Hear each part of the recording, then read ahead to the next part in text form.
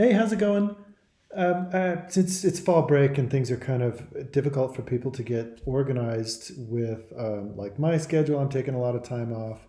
Other people are working and it gets kind of crazy. So I'm going to make videos. I did this a lot during COVID and it worked out pretty good um, during COVID, as if it was a past thing.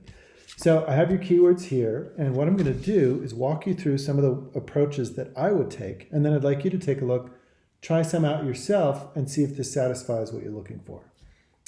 So first thing about a library, an academic library in particular, is everything is kind of scholarship based, and that peer review moment that we're looking for is really critical because what it means is somebody is gathering evidence, they're using a methodology, they're looking at a particular population like adolescents, and qualities and experiences. And what they're putting through is they're looking at an intervention and they're proposing it to a group of their peers in a particular journal. And the peers, if they say if it's rigorous and robust enough, then they're saying, okay, we will take your article, and even though your name is going to be on it, it represents the entire field of social work or psychology or sociology, depending on what the discipline comes. So there's one thing we can do. We can borrow from other disciplines because social work is all over the place, discipline-wise. If you throw in a bunch of keywords in the catalog, like the intervention, adolescent, sexual abuse, PTSD, you might get some stuff. But it's kind of chaotic. And so I like to go in by that discipline. So go in by psychology, go in by sociology. So I'll show you how to do that. But this is a great place to go because you can go across all the different disciplines and see what's going on. Maybe there's something in the field of education or education psychology or something that we might miss otherwise. The next one is databases. If you go into databases, you can go by those particular subjects. So if you want to look at psychology in particular or a particular field of study like education, you can go in this way. But I have a list of databases all set, so you don't have to worry about this. By the way, if you're off campus, you probably already know this, but you have to log in here or CIS or UMail or Canvas. If you get one of those things that will do the duo authentication, then you are into these databases and you should get a lot of great full text. If you can't find full text, I'm segueing and it's going so slow. My dog wants to go out and eat the chicken food. You can borrow anything from Interlibrary Loan. So if you find a citation of the perfect thing, request it through here, or send it to me and I can grab it for you too. Okay, come along with me, if you will, to the research guides, and I'll show you my list of resources that we can go into, and it's mostly databases. You can see that there's librarians for a whole bunch of different things, but if you want to find social work, I don't know if you can hear. Now Charlie's having a drink. Isn't that great to have that in a video? So it starts out with research for social work practice. That's good, but you can just go to the bold social work. And this is an open URL. You don't have to be logged in to access this. And we will go to PhD and Master's Help. Research, these two tabs are pretty close to each other. And I have a fly that I'm battling as well. So in this one, there is several steps that you can go into. So the first one's validating keywords. So for example, if I'm not quite sure about the criteria for PTSD or what people are talking about out in the open world where everyone shares information, these are great places to go, like newspapers and public policy and things like that. But we're going to go into these discipline-specific research. And I hinted at some. Sociological abstracts is pretty good. But they typically look at like a big level, like group psychology or society as a whole. PsycInfo goes into the psychology discipline and is really good. There's some social work ones too that I would recommend going into. And also try education, because we have a lot of people who are in like teaching or teaching administration, and they are the ones who are participating in interventions, so they're working with social workers and students who are undergoing family trauma or healing or something like that. So it's a worthwhile one to check because it's not just like teaching. It's about working with a particular population. So let's go into PsycInfo. Also down the line, Medline and Synol are really good too, because we have nursing and we have doctors and physicians who are working with people who have experienced the traumas that we were talking about. And they might have interventions as well. We'll start with PsycInfo, then I'll go down to Synol. And your job is to try education full text. They all look and feel kind of similar. I think I'm authenticated. Okay. For this database, you can go to advanced search, or you can use Boolean operators, which I'll show you how to do. In advanced search, sometimes you can, if we put in like trauma and PTSD, each one has a line, and you just separate them with one of these operators. And is the most common. So let me show you that. If you're familiar with this already, just skip ahead in the video. I promise not to take too long. So my first one is, I'll do the population. I'm not convinced that it makes any difference what order the keywords go in. Adolescent, and here they even say. Doing searches recently, I found teenagers or young adults gave me nothing. But adolescents, how is that population described?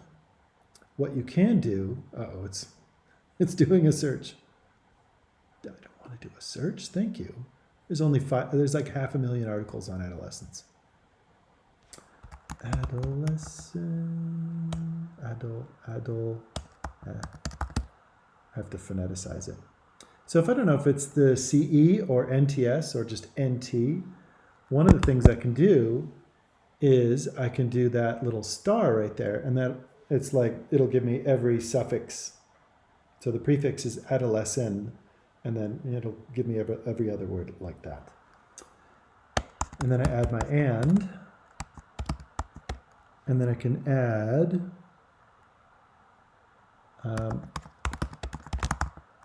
I wasn't sure if it's going to be, so sexual abuse is a thing, it's an act, but sometimes they talk about the after the fact, which is they'll call something a trauma. It's kind of muddy if it's like present or post tense. And what do I do if I'm not sure if it's sexual abuse or sexual trauma? And typically they do use the full, they don't use like sex abuse or sex trauma. They use the full sexual. So do you see how I have two concepts? I have sexual abuse, sexual trauma, and it's separated by an OR because I don't know which one I want it to search. So it's going to get either one of those. And if I put it in the brackets, that just helps it nest that concept together. And if you went to the advanced search and just did it in a line, then that would work too. And PTSD, I don't think it matters if it's capitalized or not. I just like to. And then, so this is a lot of stuff, isn't it? And all of a sudden we want to put in an intervention.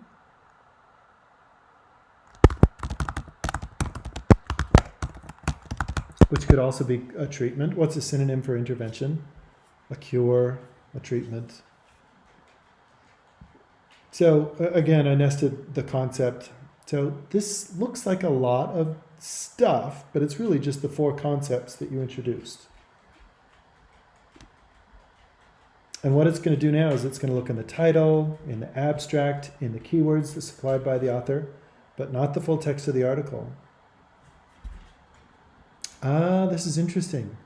So you're going to have to wade through these.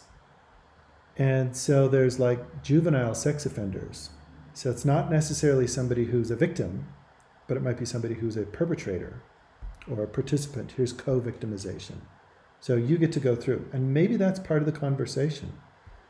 Because typically I think it's found, if I recall from my ancient observances on this, that if somebody is a victim of a sexual trauma, then they often become a perpetrator of it in less than ideal circumstances.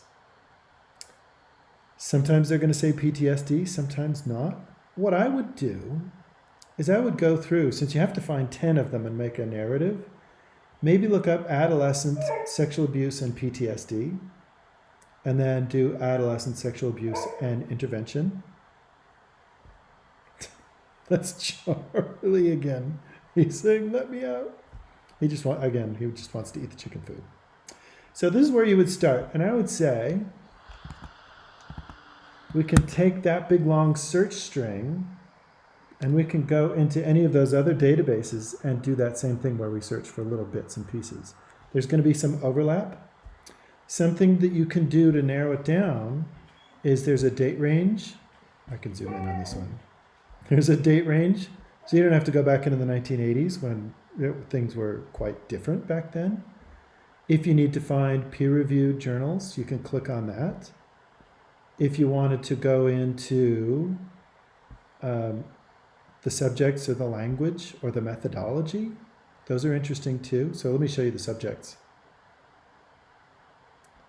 So if you just wanted specifically, using the keywords that you looked at, you just go specifically into this particular search.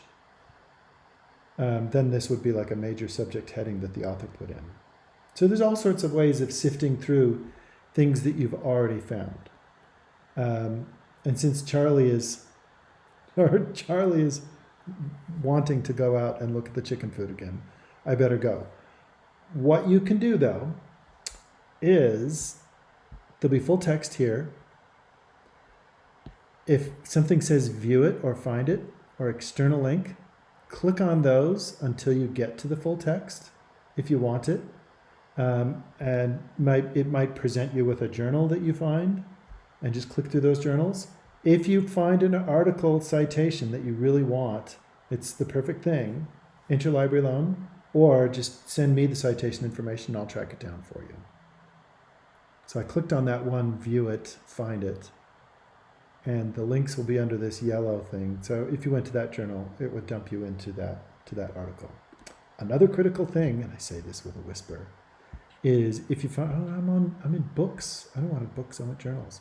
So if I find something that looks pretty good,